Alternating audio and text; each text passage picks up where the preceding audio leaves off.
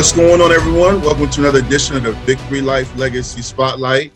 Today, I have a phenomenal guest, probably someone who shares the same energy and passion as I do. Someone who is a motivator, a great speaker, a great leader. He was a great player, probably still could play. My guy, former teammate, we played arena football together. My guy, Nate Daniels. How you doing, man? I'm doing great, Dwight, man. It's so good to see you, man. I'm so proud of what you've been doing and how you've been affecting our youth and being a leader in our community. I couldn't say how proud and honored I am for you to have me on your platform today. Oh, man, I'm on it. And, you know, what's crazy is you're on the cover of magazines in Richmond. You have your business, you know, training people. You are in two Hall of Fames, Ferrum College and Fairfax High School. Most guys try to get into one. And you still live life with passion, and you're out here changing lives yourself. And you're an author. You're an author. It's you know, God is good, man. He's been great to you, and you've been great to a lot of people, Nate, man.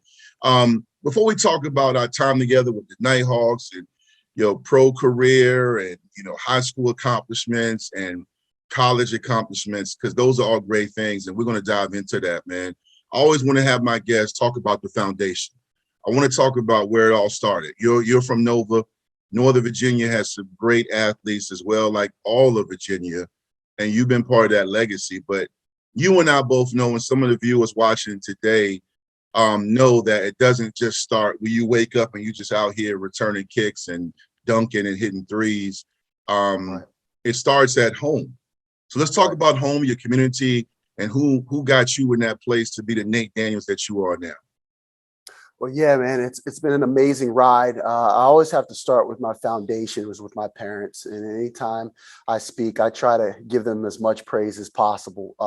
My parents were tremendous people, tremendous role models. A lot of athletes or just kids in general have to look outside of their home for role models and guidance. I was very fortunate. I didn't have to look any further than the next bedroom over.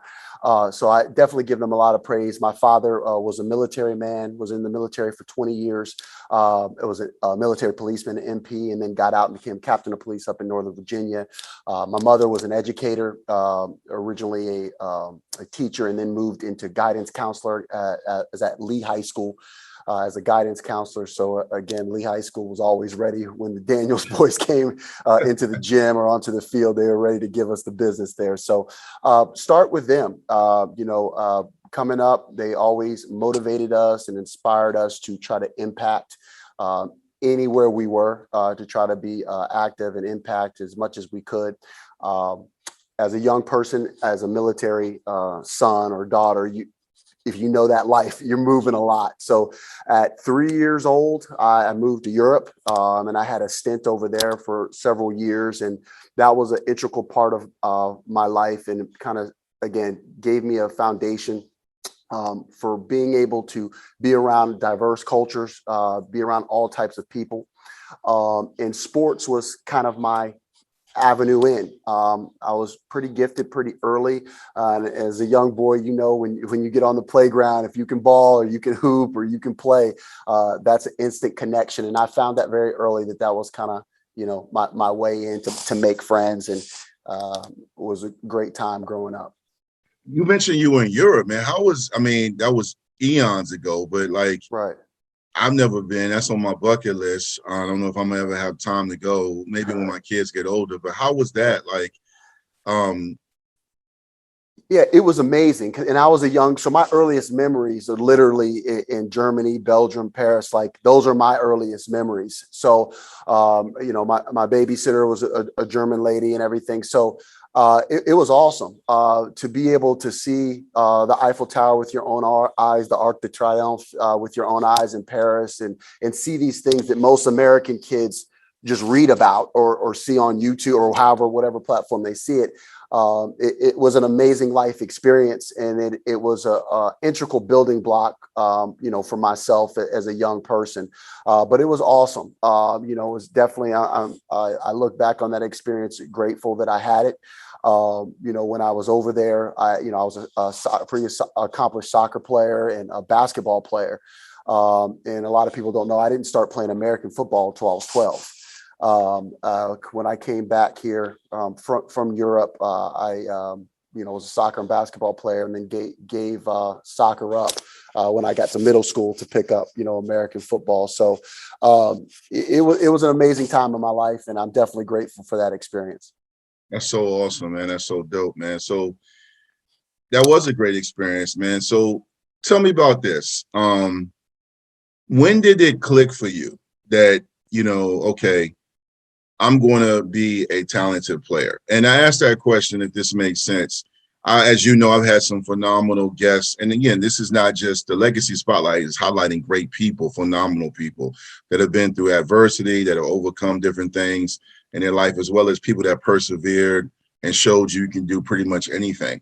When I have athletes on, I ask them questions. What I'm about to ask you is, when did it click for you? Like, was it when you got to high school? Was it, one day you were playing youth ball and you ran an interception back? When did you know that I can be great? I know you're never going to ever just satisfy and be complacent, but when did you know I can be great at this?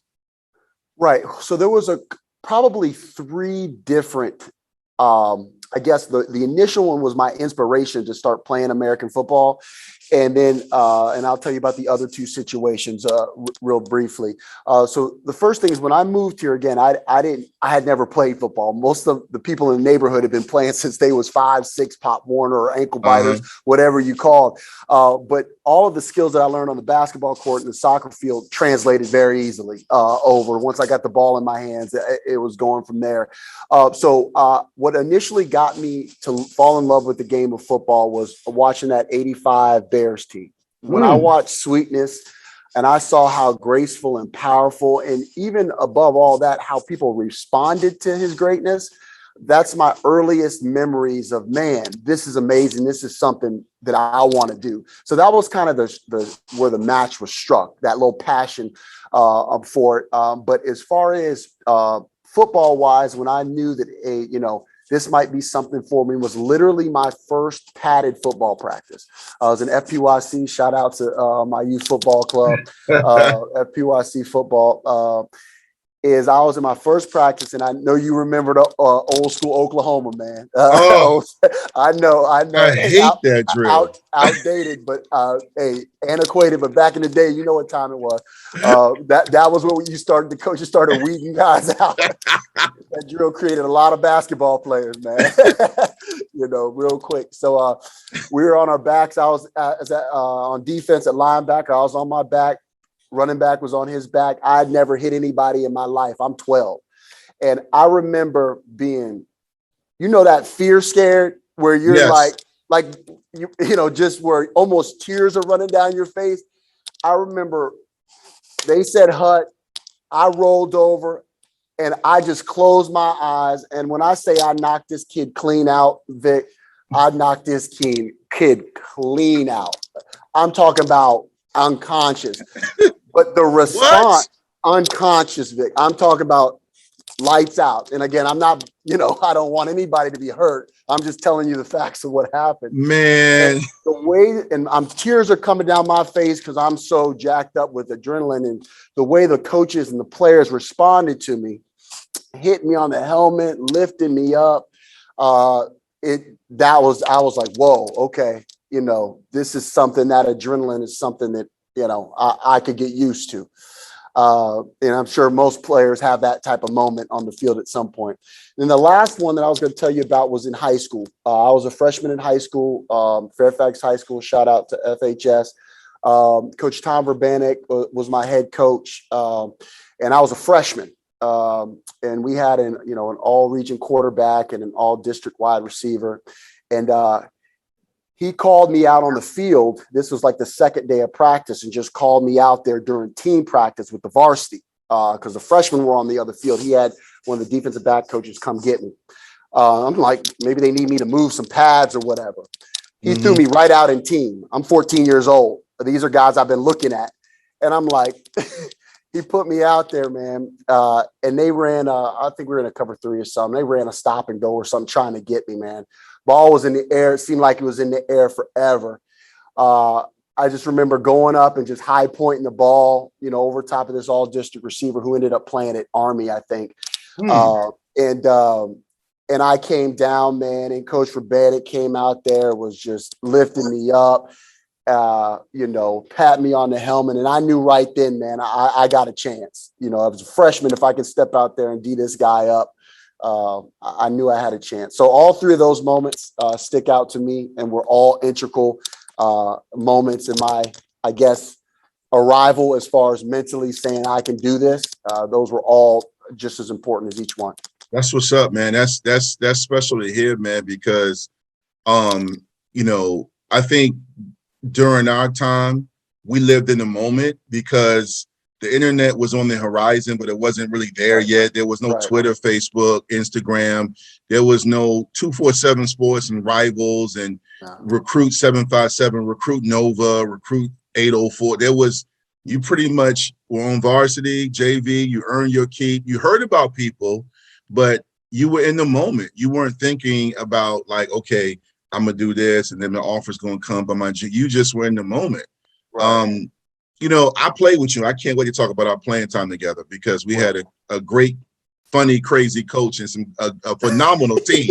Yeah, he was hilarious. Yeah, but I want to talk more about Fairfax High School, if that's okay. Man. Absolutely. You were really doing the thing in Fairfax. I mean, you had a phenomenal career there, man. Reflect on your time in high school, what it was like. I mean, because you were a multi-sport athlete. Mm-hmm. You were beloved by your teammates, but you also, like you mentioned just before that moment, you made impact. But at the same time, there's a journey throughout our 4 years in high school. Even if you're a very good player, there's some highs and lows. Before we talk about some of your great accomplishments that you had, that some proud moments, talk about some moments, especially for the viewers that are younger that are going through it, that when you were at high school, whether football or basketball, you were like, wow, this is tough. This is rough, or I'm not sure about this, or, he got the best of me that day. Were there any moments for you like that? Yeah, absolutely. When you're going throughout anything, especially athletics, as athletes know, there's going to be highs and lows, and ups and downs and adversity that you're going to have to deal with. One thing that I was very fortunate. I didn't have to deal with injuries at the high school level. I had to deal with that in the pro career, which we'll get to that a little bit later. But the main adversity that I had to deal with, going through high school was just being patient. I was very ambitious. My parents had hardwired all of us kids, my brother and my sister, to be very ambitious and aggressive with our dreams. And at that age, once I got to high school, I realized, how much that I had ability. But there's a progression athletically. Especially back in the 90s. It's very prevalent now that, freshmen and sophomore, it was different back then. People don't realize that, you had to kind of wait your turn sometimes. Every once in a while you got some burnt early. And even though I did get burnt early, my role had to progress as, I was playing a little running back my freshman year, playing a little DB, returning kicks. And every year my role became more prominent on the team. So that was my main thing is being patient with that role. We had some upperclassmen that were really, really good players. We had some good teams. My freshman year, we won the district and went to, regions. So that was my main thing is being patient. I went through some things, academically, as far as, struggling, having to balance at that age, because, I was very focused, like a lot of us were, on ball, we wanted to play, and that was kind of our main focus. And back in the early 90s, before, and my senior year was the first year of the clearinghouse. But before the early 90s, if you had a pulse and you could run the ball, you could get a scholarship. I'm just keeping it 100. So 700 and a 2.0. Hey, man, come play. But it changed as I became an upperclassman. They slowed all that down with the clearinghouse and the sliding scale. I don't know if you remember all that. I remember like it was last night, boss. Yeah. So I said, hold up. I was a freshman. It wasn't like this. Y'all changing the game. What's going on? But yeah, so the whole paradigm is the way athletes had to look at academics literally shifted while I was in high school. You had to go from, hey, you're not just here to play ball, but you have to do some work too. You know, you have to lock down and yeah. Good. No, I was going to say, ladies and gentlemen, watching this, if you don't know, not only this guy's an author, an entrepreneur, and a phenomenal leader, he is one of the funniest guys I've ever played with. Yeah. I forget being around you right now how funny you are, man. Right. But you talk about the changes academically, and I wanted to start off with just some adversity and different challenges you go, because people have the tendency to see you, especially you are shining right now. You've been shining as far as just accomplishments, inspiring people. You know, your business is doing great things in the 804, but people have the tendency to see the end product. They don't know about the journey, about the tutors, the late nights and early mornings, or the fact that you have to go through stuff to get to where you are and where you have been. Now, on the flip side, take a moment, man. I don't want to say to brag, but just to talk about all the great things you did at Fairfax. Some of your favorite moments, some of your best games.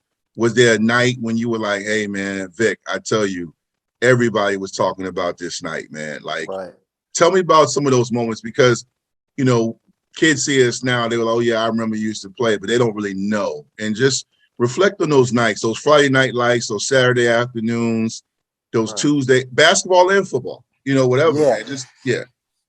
Absolutely, man. So many memories. And as you're talking and asking me the question, they're just, flooding back. So many memories. Again, I was a multi-sport athlete, football, basketball, and baseball at the high school level. And so, I obviously have to start with football. There's so many amazing memories. One of the first memories was my first varsity first varsity touchdown as a freshman. I was actually playing running back. Coach got me in the game there, man. And I just remember him coming to get me and how nervous I thought I would be, but I absolutely was not. Like, I was so ready to go, man. And we were in the red zone. We called a quick sweep. Gave me the ball. I dipped inside the defensive end and got outside and headed for the pylon. And I remember going in the end zone, man. And I just knew that it was the start of something phenomenal, man. That was my freshman year. And so from then on out, everything changed for me. I began to be talked about. Papers began to take notice of my ability. And my main thing was my versatility on how I could return kicks, play DB. And also, it was an offensive weapon on receiver, slot, running back, or wherever they lined me up at. And that kind of propelled me throughout my career. I have to scoot forward to my senior year. My senior year was the main year that really sticks out in my mind. I had a phenomenal year, affecting the game on all sides, offense, defense, and special teams. Averaged like 40 yards a kick return, scored on every phase of the game, offense, defense, and special teams. And we were able to win our first regional championship in school history that year. So what year was that for all your listeners? That was 90. Well, it was the 94 football season. I graduated in 95, but this 94 football season.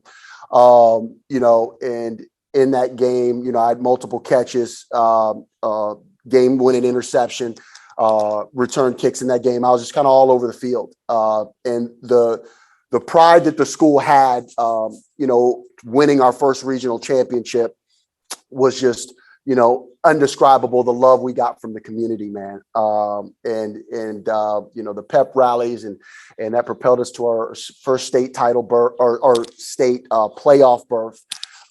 It was just an electric year, man. And it got me some accolades. Obviously all district, all region, all state. I was the player of the year in the Liberty District. I was man.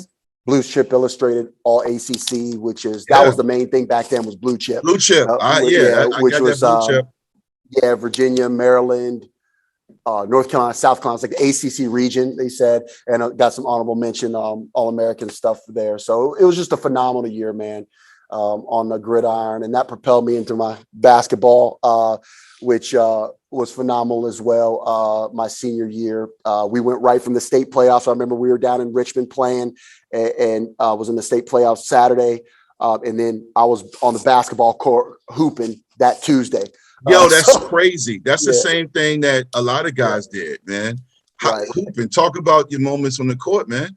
Yeah. So, you know, Were you a point or two guard? I was both. I was on the ball, off the ball, but, you know, my thing was I was probably, I mean, I was, you know, all defensive team in the district, but I was, you know, probably one of the best defenders. It's in the papers, the best defenders in Virginia, a perimeter defender. I was a slasher, and I was a catch shoot guy. So like a 3D guy. That was kind of my game, you know. And so my first game back, I remember we had a walkthrough on Monday, but my first game against Hayfield, I absolutely lit it up. I had 25 points. Because I just got on the court. I didn't know how I would play, man, but just absolutely lit it up, man. Just went right on out there. I remember my quarterback, Greg Maddox, which was played at JMU, was an all-region player of the year in the high school level. We walked out there, man, and just balled, man. We had some very successful teams in my high school career. Went to the regional Final Four my sophomore year and had 2 district championships while I was there. So got to cut down the nets and had some very high scoring games. My high scoring game was 28 points, which with our coach, it was Hoosier style motion offense. You know, everybody gets a touch, 5 passes. That's lighting it up for him. It's not like how it is now where these kids got green lights from the logo. You know, 25, 28 back then was putting in some work, a good night. So, yeah. So, and then again, baseball player, I was a solid baseball player. I was a utility guy, mainly an outfielder, leadoff guy, hit for average, contributor, not a star by any means, but definitely a contributor out on the diamond. I love it. Man, first of all, Fairfax High School staff, anybody watching, this guy needs a statue. Listen, I'm getting tired. You know, I forget how many guys like yourself play multiple sports, but it's one thing to play multiple sports. It's another thing to have the impact you had. I mean, to leave the football field and come back and drop this and 28 and lock people up and hit threes, and then you did it in baseball too. I mean, that's remarkable, man. I mean, thank you. Congrats to you. I mean, I know I've known you for quite some time, man, but gosh, I mean, to do all of that, man, and to be successful is truly amazing, as well as the fact that you had an impact. And there were historical seasons for Fairfax High School. You know, right. Baseball, real quick. I don't know about much about you in your baseball career. I just know about, you told me that, I read a little bit, but like, I feel like baseball is one of those sports where I remember, God rest his soul, my coach, Danny Mitchell, he was my defense and offensive line coach, but he was the head baseball coach. Right. You know, in high school, you're young, you're immature, you're stupid. We talked about, oh, yeah, baseball, you know, whatever. And he was, all right, I tell you guys to come out there. I want to see you guys try to hit a pitch. And me and like 5 of my teammates went. We wouldn't even know how to hold the bat right. Right. And that heat coming off that mound. Serious. And that's when I started to realize, baseball is no joke, man. How was, just real quick, man, baseball for you? Like, what was that like? Yeah, baseball was cool, man. And that's why I always am always an advocate for multi-sport athletes. Each sport teaches you something different, you know. And what baseball taught me was patience. You know, if you go up to bat 10 times and you strike out 7 times and you're successful 3 times, you're all state. You hit 3 something. You know what I mean? It's a sport that's predicated on failure. There's not too many sports that you can say that if you fail 7 out of 10 times, you're playing well. Literally, you're batting 300. That's balling out. So it taught me patience, and also it taught me to be humble, because obviously we talked about I was a star standout on the football field. I was a star to stand out on the basketball court. But baseball, I had a different role. You know, I wasn't the star. I was a part of the team. And so when you're a leader, it teaches you to, in order to lead, you have to follow first. And it taught me to be humble. It was a sport that challenged me more than the other sports. It helped me with my work ethic, and it taught me how to play a different role, which helped me be a better leader. When you're a captain of a basketball team or a football team, you have to be able to communicate with these guys what their role is, the importance of that role. And by being a baseball player in that role, I was able to better articulate that. But I absolutely love my time on the baseball field at Fairfax. Head coach for football, Tom Verbannick, was the head of our baseball program as well. Oh, okay. So the change up of pace down around different set of teammates, being out on the baseball diamond definitely has some fun memories. Had some of my best memories with those guys because the pace of baseball it's a whole different change up, man. It's so laid back. It's so chill. Football and basketball is so intense, so high paced. I definitely have great memories, and we had some great teams on the diamond as well. Real quick, Nate, man, with your mom and dad, and you mentioned your family of siblings. I mean, to play that many sports where now young men and young women do more specialization. Yeah. It's like now the opposite. If I run into a multiple sport athlete, I'm shocked. Right. Because on one end, I get why it's year round, because, coaches and trainers have realized the importance of commitment and preparing in the off season. But on the other end, I miss the days when you had young men and young women like yourself who were willing to try. Kate, my daughter, I pick on her. She's a phenomenal high school volleyball player and refuses to play basketball. The coach is begging her. I coached her 1 year. I coached her 1 year in middle school, and she was going that trajectory. She could have been good, but she wanted no parts of it. So with you, man, like real quick, man, like your mom and dad, did they get tired? I mean, you talking about like pretty much fall, winter, spring, winter, summer, excuse me. Yeah. I mean, did they love it? Yeah, they loved it. My dad's favorite thing in the world was watch his boys play. And I'll talk to you about my brother and sister here in a second. But yeah, that's his favorite thing in the world. And my mom, that's my baby. So they're supporting, they're cheering and yelling and very supportive. I mean, it was hectic. If they were tired, they never let on when we were younger. I mean, there was literally, especially in the summertime, where I played all three in 1 week. Like I was passing league football, summer league hoops, and Legion baseball all in the same week. It was crazy. And looking back, I don't even know how I did it, and much less, how they got me around. But that was just what we did. We didn't think about it. We didn't know any different. I knew I loved the sports and I wanted to play. But yeah, they did an amazing job, and all praise to them. And my brother was just such an accomplished football player. And he, and I'm not even sure if you're aware of this, played at Virginia Tech. What? Yeah, I was meant to let you know that before, and I'm just thinking about it now. Yeah, his name Mike Daniels. He played through his last game was the Sugar Bowl in 2005 against Auburn. He was a rover safety. He played with the D'Angelo Halls of Willie Powell. I know your brother. I don't know him like I know number 31. I remember him. Yeah. That's after me, obviously. Yes. But I remember. That's your brother? That's my brother, Mike Daniels. How do I not know this? See, sorry everybody. I should know this. Yeah, and that's my bad. It was just hit me. I was like, man, I don't even know if he does know that my brother was a baller at Tech. But yeah, so again, Tech's like a second home to me. I spent the late 90s through the mid 2000s on campus, man. A lot of great nights. Hey, shout out to Mike Daniels, man. I remember shout out to my little bro. Hey, I remember you, and I got to connect with you. You got that Hokie blood in you, man. Yes, definitely. I already told him, so that's coming. I already told him. So yeah, God bless your family, man. I highlight family in these legacy spotlights because life is going to be full of ups and downs, but you are not going to sustain anything successful without that foundation and that support. I tell parents, man, I know it's rough out here, especially to my single parents. I know it's hard, but you got to get there to support these kids and everything. I don't care if it's chorus, engineering, carpentry, biotech, whatever it is, robotics. You got to jump in and support him, man. But Nate, at the same time, man, looking back on your career, we've highlighted, all the great things you've done. So obviously, you put yourself in a position to be recruited, I'm sure. Right. Before I ask you about your recruitment, which just curiosity for me, I don't know if everybody watching wants to know this too. Which one was your favorite sport? The one I was playing, kind of like Tom Brady. My favorite ring is my next one.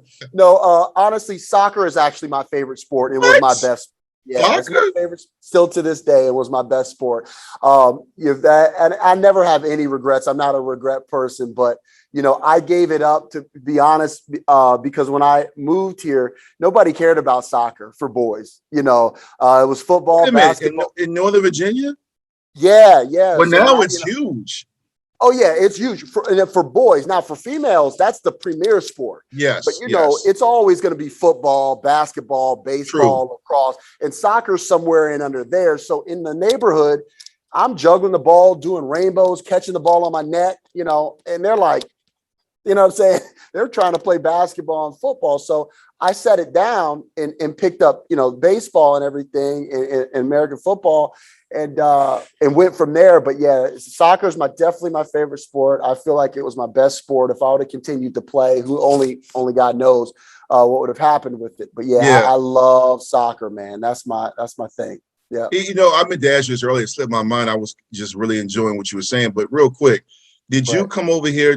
Kobe Bryant speaks like 7 languages. God rest his soul. But could you speak any other languages when you came here? Yeah, I could speak a little German. 1, 2, 3, 4, 5, 6, 8, 9. Yeah, I can count. Good morning. Love it. I Yeah, love it. I bitte wish I schön, could. danke schön. Yeah, I can Okay. speak a little bit of Deutsch. That's what's up. That's what's up, man. Hey, Yeah, and I listen, speak a Spanish as well. Yeah, really? Spanish? yeah, yeah. This guy, you might be the most talented guest I've ever had. Speaks Yeah. languages, author. So look, you're getting recruited, man. Who came calling, man? Yeah, so a lot of schools came calling. JMU, UVA, Kansas University, obviously, Kansas. yeah, Kansas. They were early on. Obviously, all the schools in Virginia, Ferrum, Randolph, Macon, all of those Townsend State was a good one back then. So yeah, I had a lot of interest as the recruiting process kind of went on. My thing back then was I did want to play 2 sports. I was a Division I caliber football player, but small school caliber basketball player. And so that was always my conundrum there. And also I played the trumpet. I wanted to continue to play the trumpet. And also I wanted to continue to impact in student government and all of those things. Yeah. Time's out. Hold on, man. Yeah. You speak different languages. You play the trumpet. You Yeah. play 3. Bruh.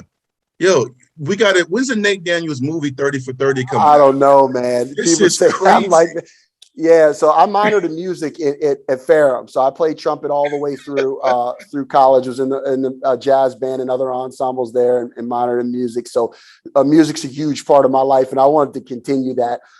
So it's very rare to have a school that will allow you to do all of those things. Also, I wanted to play right away too. I wasn't into all that, red shirt. So you went from being patient, and then all of a sudden you get to the pinnacle of your career. You're like, hey, man, I'm trying to play. Yeah. I'm trying to play. I'm trying to do all the things that I did in high school, and I want to do it now. So so all of that kind of went into the process there. So you end up choosing Ferrum, right? Yeah. Or did Ferrum choose you? It was both. It was both. They were late to the game. What got me to Ferrum was, one, they had a really rich tradition as a junior college.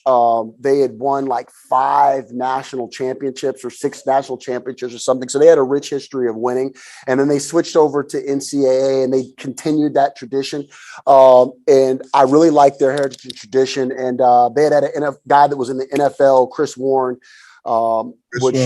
is from Northern Virginia. At one time was the highest paid running back in the league, I believe. Yep, he was all-time pro, and he needs to be in the Hall of Fame eventually, and we're all pulling for him to get in. But he was in the NFL at the time, so that was a big selling tool for Ferrum as well.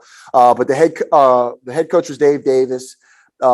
He was my position coach, which was a good thing. And then Coach Harper, which was an All-American at Ferrum. He was from Chantilly, which is Northern Virginia. So we spoke the same language. We played against the same teams. He was much older than I am, but he was a really integral part of that recruiting process as well.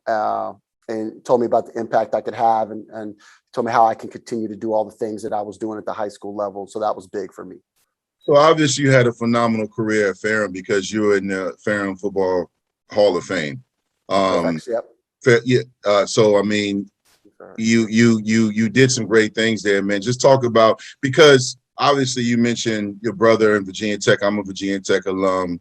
Virginia Absolutely. Tech is maybe not in recent years, but still one of the premier programs in the state and a household name across the country with Beamer ball and things like that.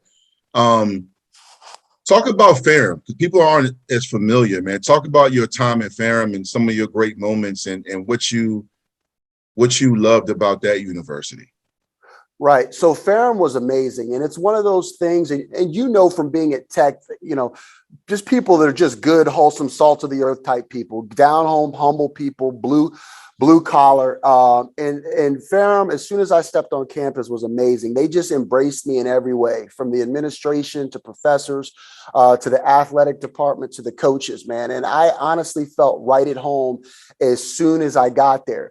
The main thing was a culture change, going from Northern Virginia in the city to being in the mountains is a culture change. But it was amazing, man. And as soon as I got into camp, I knew immediately, I had a chance to make an instant impact, at Ferrum. I did have a little bit of adversity at front. I know we talked about adversity at the high school level, but I definitely had some adversity when I got to Ferrum. Prior to getting to Ferrum, I had to do it was called like a summer enrichment thing.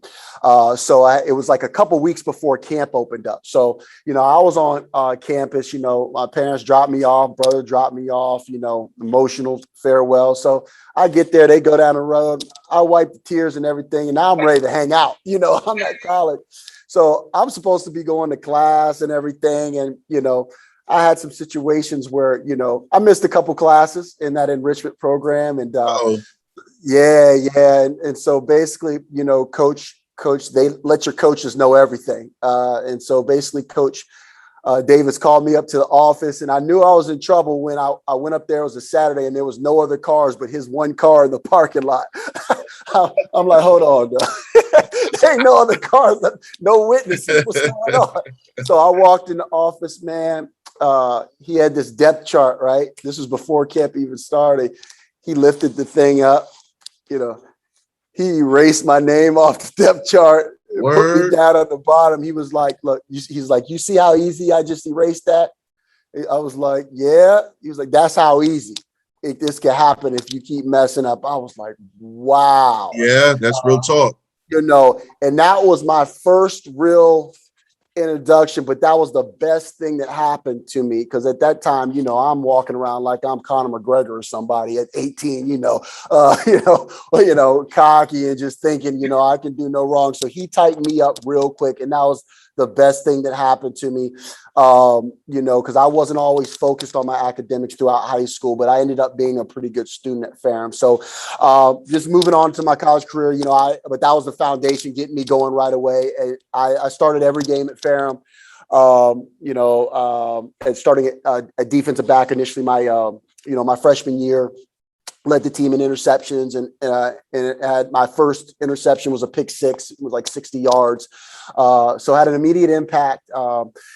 The upperclassmen were great, embraced me. Back then, freshmen at any level really didn't do much. It was just a different time. So that was very special to start every game I ever played at Ferrum. We were an independent, so we played against teams all over the East. I remember we went down and beat Charleston Southern, which was a 1AA team at that time. We got in our conference as a senior. My senior year was my best year.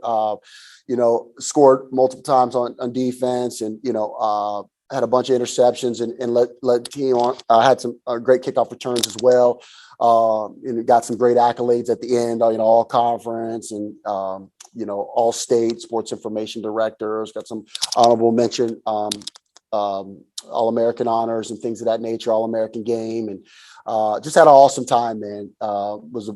We had some great games, great wins. And the support from that Ferrum community, because there's nothing down there but the school, was just amazing. Yeah.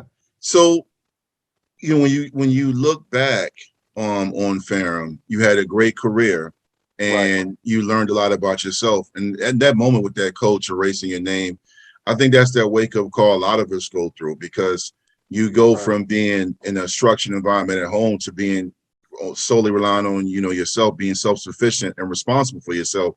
You have the supports the school offers, but you're still a young adult. But Right. you grew up fast and you learn very quickly, and you end up having an impactful career once again. And all of a sudden, like me and like everybody, not just that plays sports, but students in college, you move on, you graduate, Right. and it's now we're in the real world. So I'm sure, given the mindset I know you have as being your teammate and seeing you as a player, I'm sure you were thinking, okay, now it's time to go to the pinnacle, which is the NFL. Yeah, definitely. How did that work out? Yeah. So as my career progressed at Ferrum, I knew I'd have some opportunities. Again, it was very rare for anybody at that level to come out and get opportunities. So it was like once a decade type situation for some guys to even have an opportunity that was a legit opportunity. So it was pretty special. And so, like I was mentioning, Chris Warren was our guy. That was all of our OG, or the guy that we looked up to. He had an agent named Rick Schaefer. I got connected with, as my career kind of started winding down, and Chris had came back to the school and everything. And I got connected with Rick, and I knew I'd have some opportunities after college was over. So what I initially signed with the Iowa Bar the spring of my senior year. I left school, and my teachers were amazing, allowed me to finish through writing papers, and I come back for a music performance I had to do, which was solo ensemble and a music performance. And also I had to do some senior seminar stuff and do some final presentations, but they allowed me to do all that stuff initially, through papers and stuff off campus. So I was able to go pursue my dream, and they were very supportive of it. So went out to the Iowa Barnstormers. That's the squad that Kurt Warner played for, Hall of Fame quarterback. He's older than I am, but that's the same organization. Was out there. That was a culture shock with the arena football game, because I had never played indoor. I'm like, I'm 21. I don't know what's going on. But my main thing was, with my agent had said, they needed film against higher competition, because my position as a DB is relative, right? It's relative to it's not like a kicker where if you kick 40 yards, you kick 40 yards. That's or a No quarterback question. where you see the ball kind of coming off the hand, or you're a running back where you have gaudy stats or anything like that. So I went to Iowa. That was an eye-opening experience, playing with grown men. I'm 21. I'm the youngest guy on the team. There's 30-year-old men No doubt. out there. I'm playing video games, and I'm a kid. I'm a college kid. And these are grown men with families and everything. So learned the game pretty quick. It was a great opportunity to showcase my versatility. Was able to play on all aspects of the ball, and that was great. So, and that led me to my first NFL opportunity, where when I came back, got an individual workout with the Baltimore Ravens. That was when Ozzie Newsome was the player personnel guy. Yeah, So that's who was the guy was when I went to Baltimore. yeah, so that was a cool experience. Again, just to have that opportunity coming from where school I came from, to be out there, just me, all these coaches, it was amazing. Then they called me back for a little rookie mini camp where they had multiple guys out there. It ended up, not signing with them, but just blessed to have that opportunity. Was dealing with some injuries at that point too, lower leg injuries that were kind of nagging me, that I still to this day know affected me a little bit. But again, just to have the opportunity was amazing. From there, that's what led me to Big Vic, because the following year, I had to have surgery after that. Had surgery on my foot in rehab. And that's when Coach Jerry actually came calling. He was the offensive coordinator. Came calling, and Mr. Wise there, Dietrich, came calling, brought me down in Norfolk after I had rehab, worked me out there. I think it was at Norfolk State University, if I recall. Yeah, it was in Norfolk State. Yeah, and signed me that day, right on the spot. So that's kind of what led me up to my second pro year, was with you in Norfolk. Yeah, So, man, we had some great times, man. We actually were one game away from winning the championship. We lost right. to Quad City, who went on to win it. We Quad we City. played Quad 8. But what I remember about you and that team, Tony Morrison, who was my teammate at Virginia Tech, phenomenal Right. defensive player. Kenny McDaniel, who was one of the Yep. best offensive lineman ever come out of Norfolk State. Went on to at one time he was with the I believe the Tampa Bay Buccaneers. I know he was in the NFL for. Yeah, he had some NFL time. Yep. Jonathan Dean, who was a guy I competed against in high school, who played at the JMU as well. Jay Clark. Wow, we had some ballers. Jay Clark. That was one of the best teams of. I mean, Carter. Oh my gosh, we call him S. Carter. Did he go to Norfolk? Where did he go? I forgot where S. went, but he was S. Derek Carter's brother, who I played at Virginia Tech. We called him S. Sean Carter. Yep. The Chisley, Terry. I'll shout out to Terry. That's my guy, and of course yourself. And you were a playmaker. You still had that. You still played with that brace. I remember you played with that brace, but you still were out there killing it, man. And you know, we had a interesting coach, man, Coach Wise. I'm not going to take away from your spotlight, you know, to talk about him, but that was a wake up call for me, man, because I remember the time my wife, she was my girlfriend, soon fiance, now my wife. Right. I would call her after games. She came down to home games, but I remember we took bus rides to Birmingham and out of state. Like we drove on a bus like it was a civil rights movement. We were driving on buses 10, 12, 14 hours to games. And I'm like, man, this is crazy. Also on our team, how can I forget one of the best to ever do? He had a great arena career, Silas Demry. Dim was a beast. Silas Demry's one of the best guys I ever played with, man. Demry can ball. His son is killing it in basketball. Just got some offers. Oh, really? Yeah, man. Awesome. Yeah, that was a great assembler team. So, you know, I saw you. I played that 1 year. I think by then I was thinking my career was over. So, you know, I had some few more deals and tryouts, but it never really materialized. I went to Northern Virginia, moved up here and started my family. And I didn't see you in person. I saw you on social media, and I kept it with you that note. So after your career ends with Arena, you transition to your new life, that what you're doing now, man. Just talk about what you got going on now and what happened after you hung up the cleats and you decided to stop playing football. Right. Yeah. So, as far as when I started, I didn't stop playing until I was 28 years old. So had a good little run playing in multiple leagues, and it was an amazing experience. And now what kind of led me to what I'm doing now is I was trained by a guy named Rob Brown. He played for the Packers for like 13 years. Shout out to Robert Brown. Yeah, Rob Brown. He trained me. Yeah. He trained me, Keon Carpenter, Aaron Brooks, who played for the Saints, UVA. Robert Brown's one that he wore number 93. Yep, Rob Brown. He had that the gym in Herndon. Yeah, he knows me. If you talk to him, he'll remember me back in the day, a long time ago. I'm trying to connect with Rob, by the way. Yeah. So he trained me in my off seasons in college and in early on in my when I was in my professional pursuits. So Rob's a great dude. And so while I was being trained there, I'm looking around like, man, this is amazing. And all these guys, Bobby Mitchell for the Redskins, some Orioles trained out there, escapes my mind right now, but those guys are coming in. I'm like, man, this is awesome, man. You know, this is something I might want to do when I get done, because I love training. I love the vibe in here. This would be cool. So I got my, certifications very young, because people were always asking, hey, can you work with my son? Can you work with my daughter anyway? And I was doing it informally anyway, and so I knew very young that, when I got done, this is something I might want to do, because I obviously love sports. My three passions are kids, sports, and music. So I know anything that I did, I wanted it to involve that. So if I could involve two of those, I'm golden. Sports and kids. So I got my certifications very young. I started training at any facility you could think of. Gold Gym, AmFam. I ran some mini camps, wide receiver, defensive back mini camps. Man, I was just grinding, man. Training anywhere I could. Had some internships in a couple of sports performance facilities, and was getting experience, some paid, some unpaid.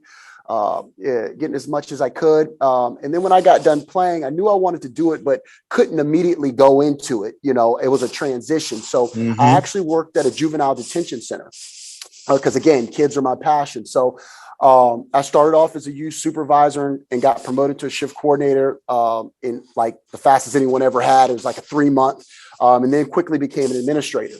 So I ended up running the facility and running the recreation department there in the daytime, and then I would be training kids in the morning and training kids in the afternoon. Basically, burning the candle at both ends. Until I could, build myself up in the area to a point where I felt like with my business acumen, my connections, and also I was at a place personally that I could do what I needed to do. So I rented out turf area, gym space, and all these different gyms all over the area until I finally was a proud moment when I opened up my own spot, which is Daniel Sports Performance, where I'm sitting right now in 2019 of December, right before, we moved into the COVID stuff.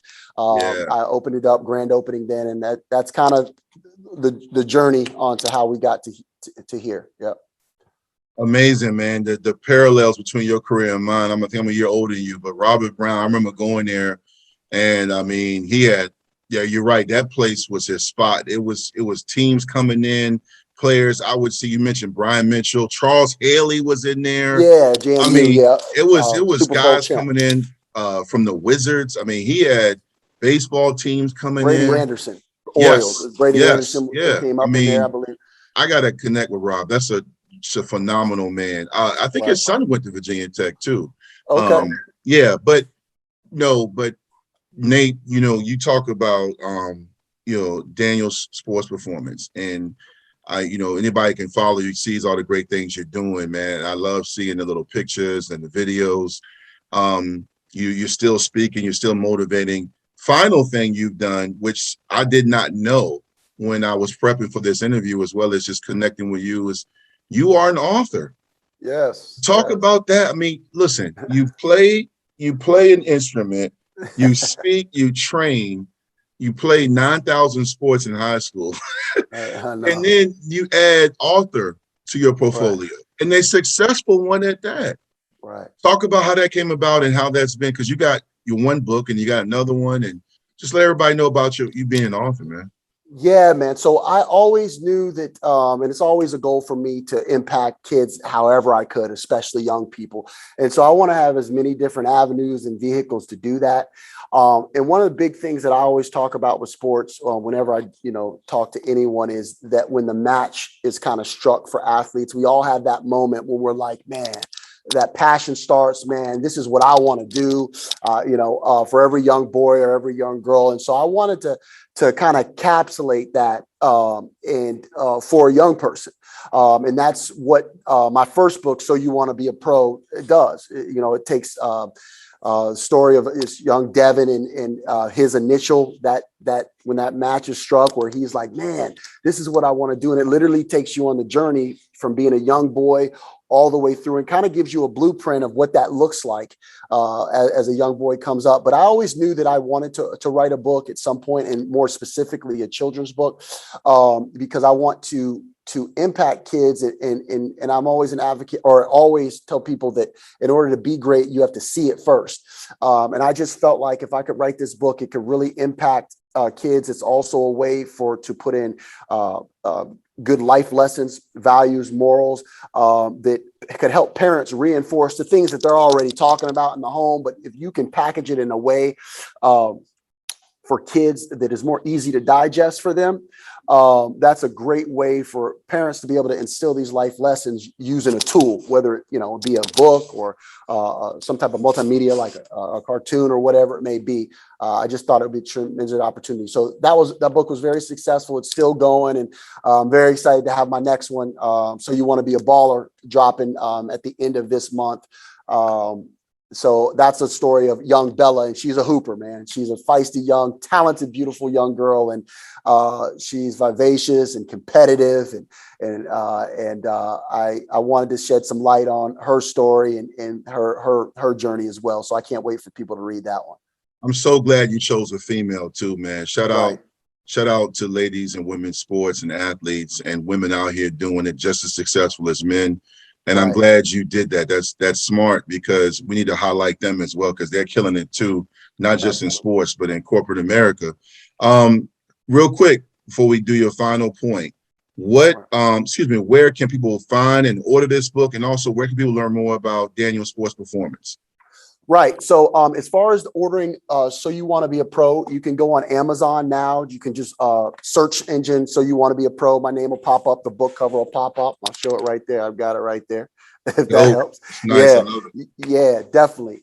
So you're there. They can also contact me or go on any of my social medias. You can follow at Daniel Sports Performance on Instagram, Facebook. You can Google Facebook, Daniel Sports Performance. You can contact me through any of those platforms there to reach out to order autograph copies through me as well. Yeah. Yep. With this being so much fun, man, just reflecting on your career, and you mentioned life lessons you learned from sports, the effect your parents had on you, the coaches that believed in you, that called you out when you fell short, uplifted you when you made plays on and off the field. You are now in that same position. I joke with you as we talked this week and last week, you're on the cover of a magazine. You have been a best-selling author. You play an instrument. You continue to give back and pay it forward. You have families that believe in you. You have your business. You're an entrepreneur. You are a leader. But you don't get that without sacrifice and insight. Final thoughts on your legacy spotlight. Nate, what would you tell the future young men and women, as well as people in general, even young adults or people our age who are still trying to find their way? What final thoughts do you have for them on how they should continue to push forward, persevere, and stay the course? Yeah. So the biggest advice I would give anybody is just be the hardest worker in the room. Just work your tail off in anything that you touch. And as long as you do that and you bring that type of, you'll always find success. Obviously, there's levels to success and what you deem successful, and that's all going to be relative to your goal.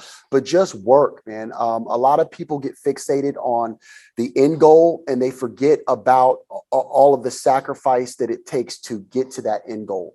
The second thing I would tell people was motivation is overrated. Discipline wins every single time. There's going to be days that you don't feel like it. There's going to be days that adversity hits and will affect your emotions, but discipline sees you through all that. Motivation's not there when you need it. Discipline always is. So whatever goals or dreams that you have, just be disciplined. Get a plan together and just start chopping wood. It doesn't matter how you feel that day. It doesn't matter other extraneous factors that are going on. As long as you stay disciplined and keep chopping wood over time, all these goals will start to be accomplished. And lastly, with that, and something that my parents instilled in us, as you can see through some of the things that I've done, is if it's your passion and you love it, go after it. Just go after it. A lot of people talk about doing things and dream about doing things, but you're ultimately defined with your legacy by your actions and what you do and what you don't do. So act, man. If it's a goal or a dream, act. Everybody's got different factors and kids and husbands and wives and all that stuff. And I understand everybody's got different points in their lives. And the younger you are, obviously, the more time you have, hopefully, God willing. But no matter what age you are, if it's something you want to do, a business you want to start, write a book or whatever it is, go for it. Work your butt off. Be disciplined. And if you can do those things, you're going to be successful. You cannot stop someone who refuses to stop. You just can't. And if it's for you, it'll be for you. No woman or man can stop that. So those are my biggest things I would tell anybody that's really ambitious and wants to accomplish some things in this life. Awesome stuff, man. Wise words and wise gems right there. I love the part about legacy, obviously, with Victory Life, leave a legacy, but also more importantly, the motivation piece, because that's so true. Be disciplined, because discipline is sustainable if you stick with it, versus motivation it might be for the moment. Nate, I'm even more impressed with you than when I met you several years ago as a teammate. I love what you do. Continue to inspire to all the people that support Victory Life, as well as Daniel Sports Performance and all the great people that love you, Nate. We thank you for tuning in and joining us. Please like and subscribe to this channel. Also, if you're in the 804, or if you're anywhere near Nate, check him out. He's doing phenomenal things, just like myself and other community leaders. And like I say every episode, man, Nate, thank you for joining us. And to all our listeners and viewers, man, no matter where you go, no matter what you do, make sure you have a positive impact and you leave a great legacy. Thank you, everybody. Thank you for having me.